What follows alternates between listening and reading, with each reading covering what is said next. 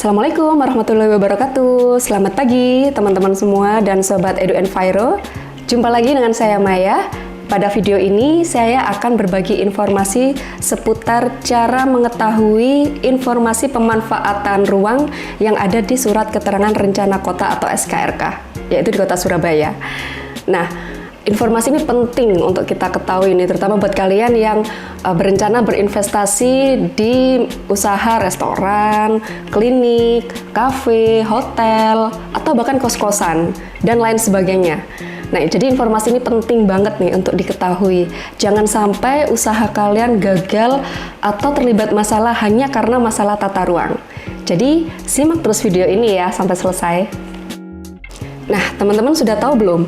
Untuk mengetahui informasi tata ruang ini, ada satu situs online yang bisa kita akses, yaitu namanya peta peruntukan dprkpp.surabaya.go.id.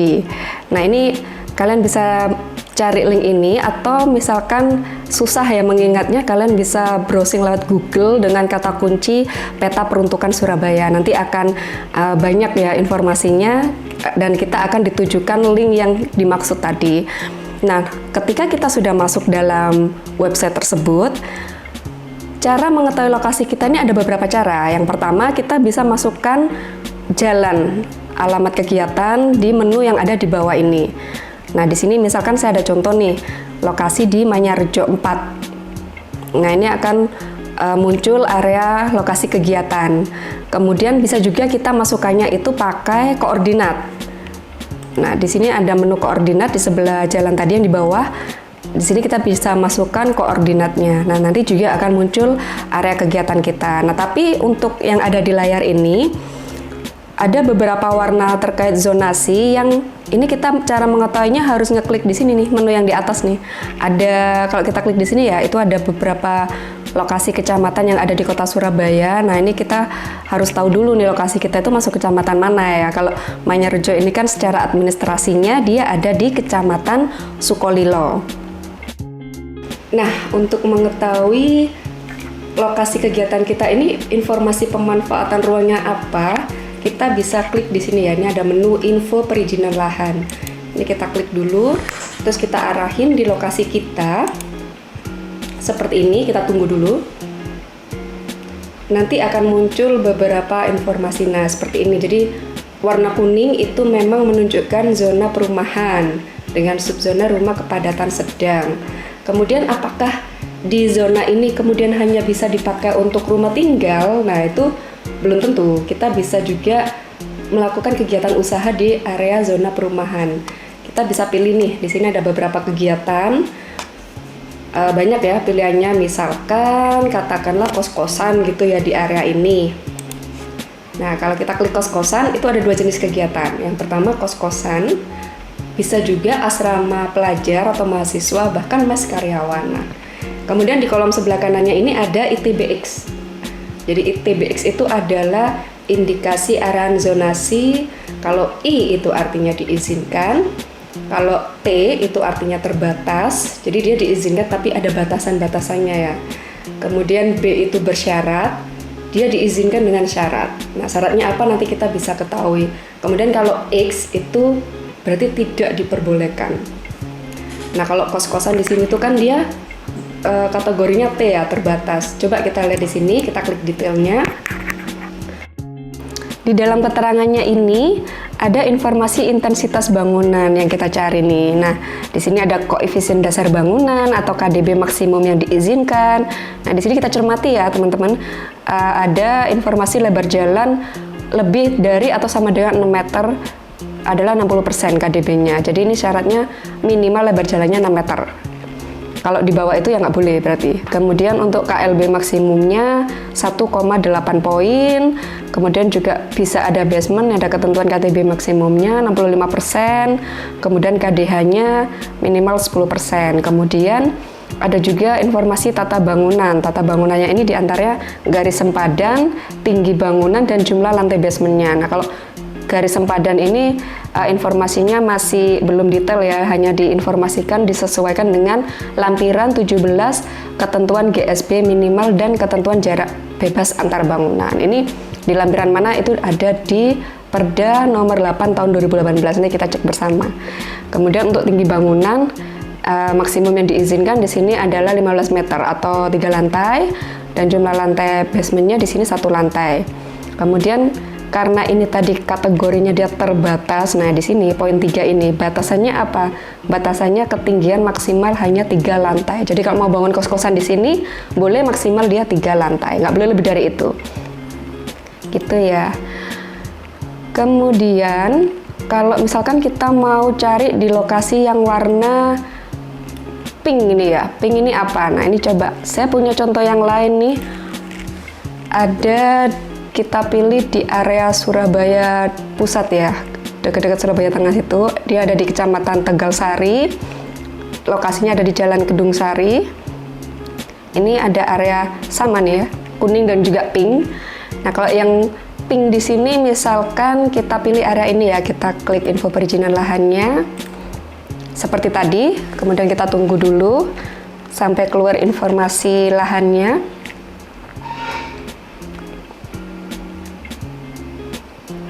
Nah kalau di sini kalau pink itu adalah zona perdagangan dan jasa dengan subzona skala lokal atau lingkungan.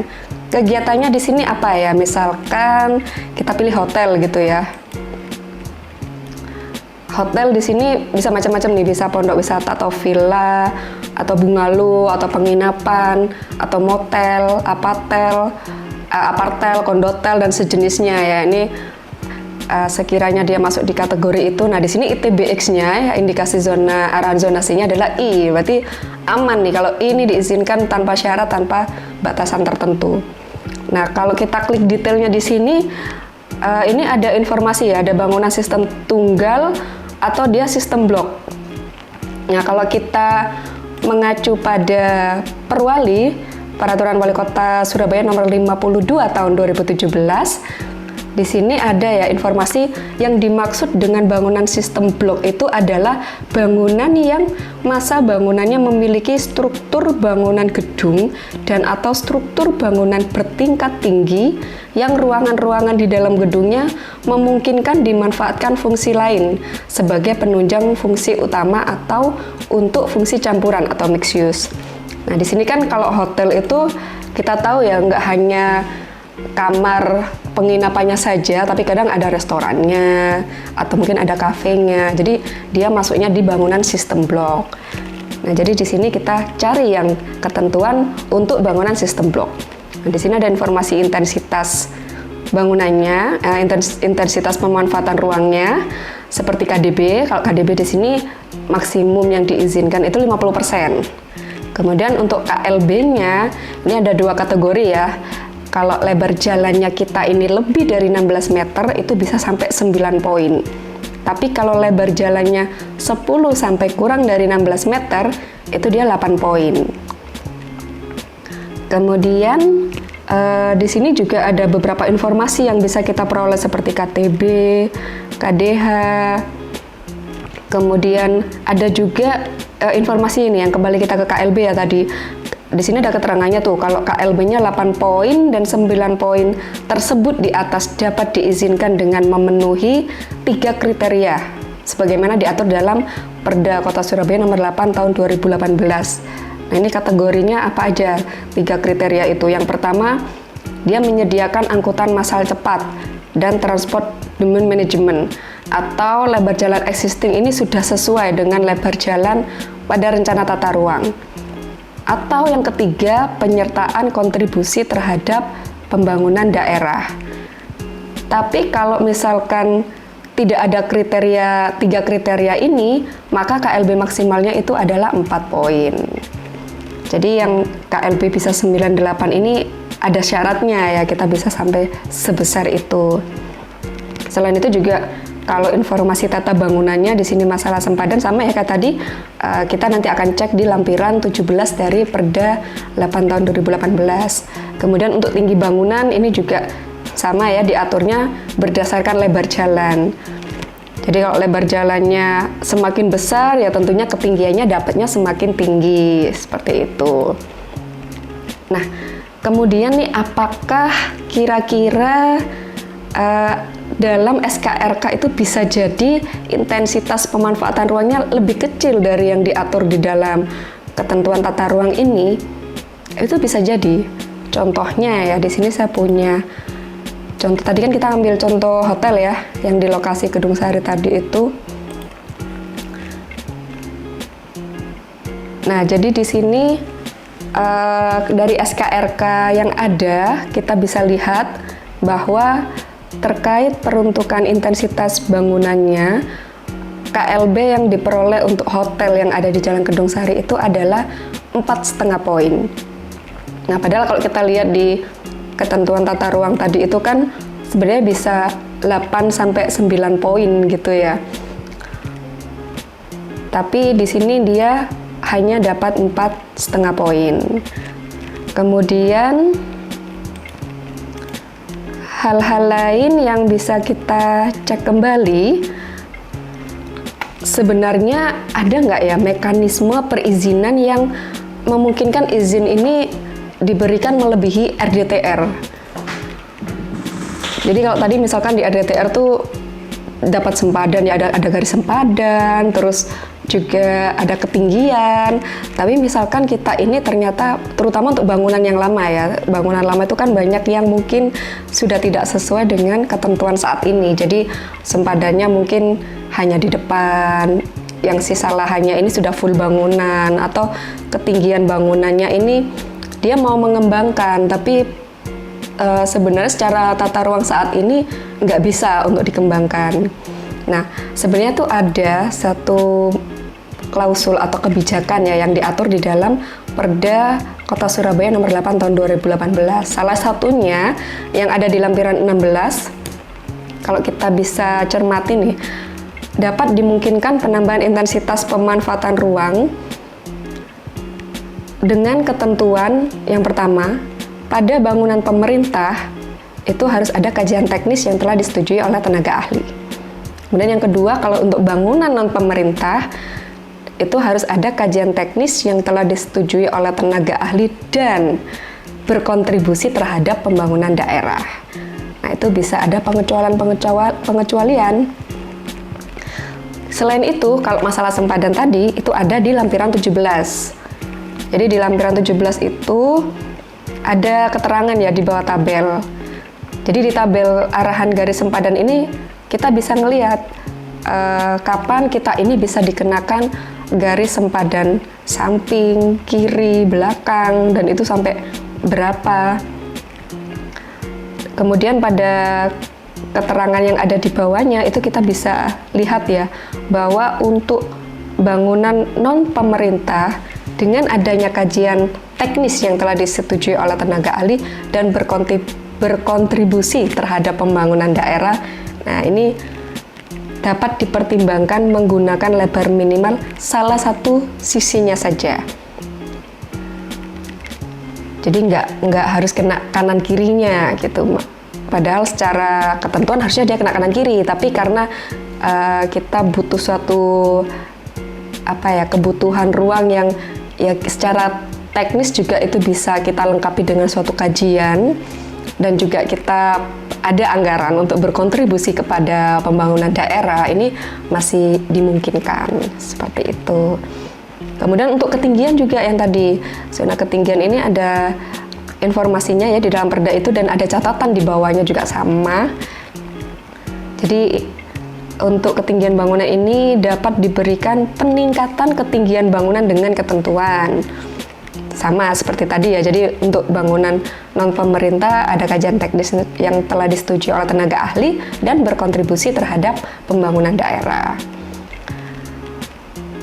Kemudian untuk saat ini di Perwali nomor 34 tahun 2023 ada juga informasi misalkan kita ada pelanggaran garis sempadan atau intensitas pemanfaatan ruang seperti KLB, KDB. Nah, tapi ini misalkan dalam posisi kita sudah membangun ya, bangunannya sudah ada gitu. Dan ternyata dia nggak sesuai dengan SKRK. Nah, itu masih bisa juga dimungkinkan tetap kita dapat IMB-nya, tapi ada dendanya, denda pelanggarannya. Berapa dendanya?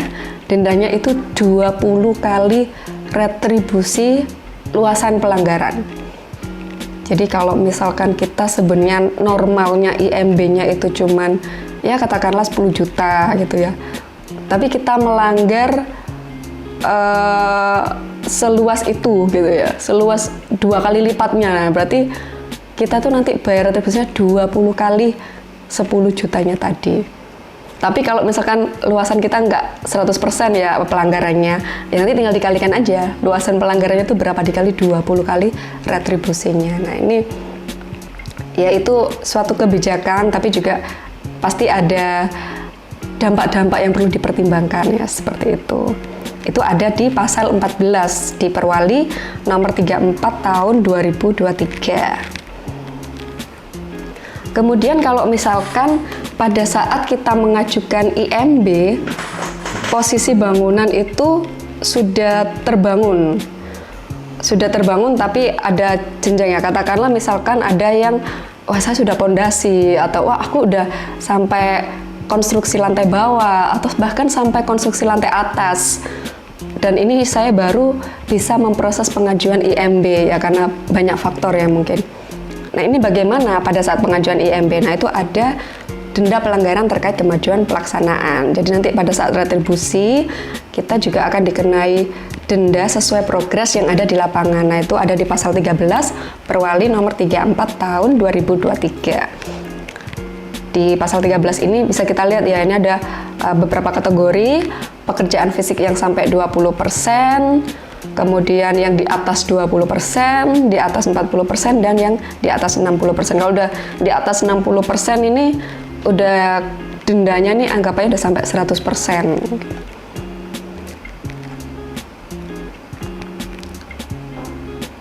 Nah, kemudian kita coba kembali lagi ya tadi di zona permukiman yang tadi kita pilih kos-kosan. Nah, kalau kos-kosan tuh masih identik ya sama rumah hunian ya, rumah tinggal. Coba misalkan kita pilihnya itu bukan rumah hunian, misalkan kita pilih kafe gitu ya kali. Karena di sekitar rumah atau sekitar kos itu kadang kan banyak ya kita temukan ada kafe, itu kira-kira dia kategorinya apa ya, diizinkan nggak ya, terus sampai berapa misalkan. Nah, kalau kafe itu ternyata dia masuknya di kategori tempat usaha restoran. Jadi di sini tuh yang masuk di kategori ini itu ada restoran, ada rumah makan, warung, depot, kafe, dan sejenisnya. Ternyata dia sama dengan kos-kosan tadi ya, dia juga terbatas nih di sini. Untuk intensitas pemanfaatan ruangnya juga kurang lebih sama, cuman KLB ya yang beda, KDB-nya sama 50%. KLB-nya ini kalau lebar jalannya 6-10 meter dia hanya 1 poin, kalau dia lebih dari 10 meter dia bisa sampai 2 poin. Kemudian untuk tinggi bangunan dia bisanya kalau yang lebih dari 10 meter sampai 20 meter dia bisa sampai 4 lantai. Kalau yang 6-10 meter dia 10 meter ketinggian maksimalnya, jadi 2 lantai. Nah di sini batasannya adalah dibatasi pada kegiatan yang sudah ada dan berizin. Kemudian jadi ini ya, kalau kegiatan kafenya ini sebelumnya sudah pernah ada jauh sebelum peraturan ini dan sudah memiliki izin, nah ini masih boleh. Atau kalau dia pengajuan izin baru, benar-benar baru, nah di sini ada ketentuannya di luar site plan perumahan ya, maksudnya kadang kan di zona perumahan tuh dia tercover dalam site plan komplek perumahan. Jadi kalau dia di luar site plan minimal berada pada koridor yang menghubungkan antar jalan kolektor dengan rumija minimal 16 meter. Jadi ini dia yang deket jalan akses masuk nih posisinya. Jadi kalau di dalam-dalam nih kayak nggak boleh nih. Kemudian di dalam site plan, kalau dia ada di dalam site plan, mengikuti zona peruntungan ruang site plan. Jadi misalkan di dalam komplek perumahan gitu ya, dia sudah pernah ada site plan perumahannya. Ini kita harus lihat nih site plan perumahannya dulu peruntukannya apa, plottingannya. Kalau memang dia ya rumah tinggal dia nggak boleh. Tapi kalau misalkan dalam site plan itu di plotting kan kadang ada ya site plan-nya developer tuh yang dia memang diploting untuk kegiatan usaha, misalkan bisa dipakai untuk toko. Nah, ini ataupun macam-macam di situ, ini bisa masuk kategorinya. Kemudian apalagi nih, coba kita ganti misalkan kayak minimarket gitu ya, atau minimarket itu seperti Alfamart atau Indomart. Kalau untuk minimarket itu kita milihnya di toko swalayan.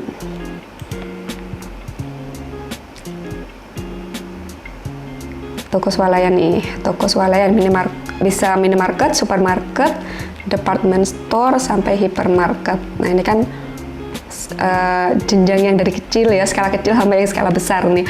Kalau yang kecil itu yang minimarket. Di sini dia juga terbatas untuk di perumahan dengan batasan. Nah, ini kalau KDB-nya toko nih dia bisa sampai 60%.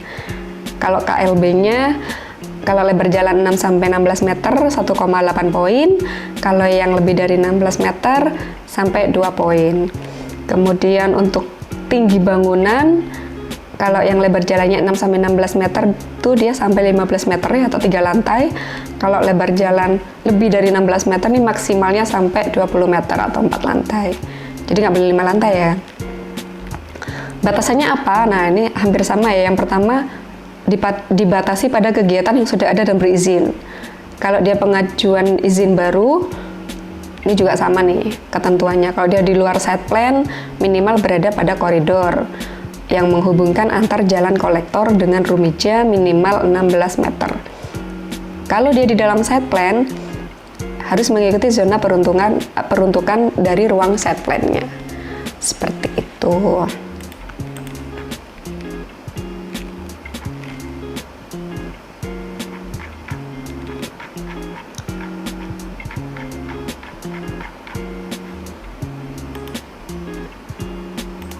Nah, jadi seperti itu ya teman-teman, kalau kita mau mengetahui informasi batasan pemanfaatan ruang dari rencana lokasi yang mau kita bikin usaha. Jadi kita bisa lihat dari menu-menu yang ada di sini, kegiatan kita tuh mau kegiatan apa. Kalau misalkan kegiatan kita itu nggak segamblang itu muncul di sini, kita bisa cek di Perda 8 tahun 2018. Kira-kira masuknya apa? Kayak tadi kan misalkan kafe nih. Kafe kan nggak ada ya di sini. Kalau kita lihat di Perda 8 tahun 2018 tuh ada keterangannya kafe itu ternyata dia masuk di tempat usaha restoran. Nah, bisa jadi kan kegiatan kita itu ada tapi masuk di dalam beberapa kategori yang ada di sini. Nah, jadi demikian ya informasi tentang cara mengetahui pemanfaatan ruang yang ada di dalam Surat Keterangan Rencana Kota atau SKRK di Kota Surabaya. Semoga informasi ini bermanfaat, dan jika kalian ingin berdiskusi lebih lanjut, bisa komen di bawah ya. Dan jangan lupa like, share, dan subscribe. Wassalamualaikum warahmatullahi wabarakatuh. Sampai jumpa di pembahasan selanjutnya.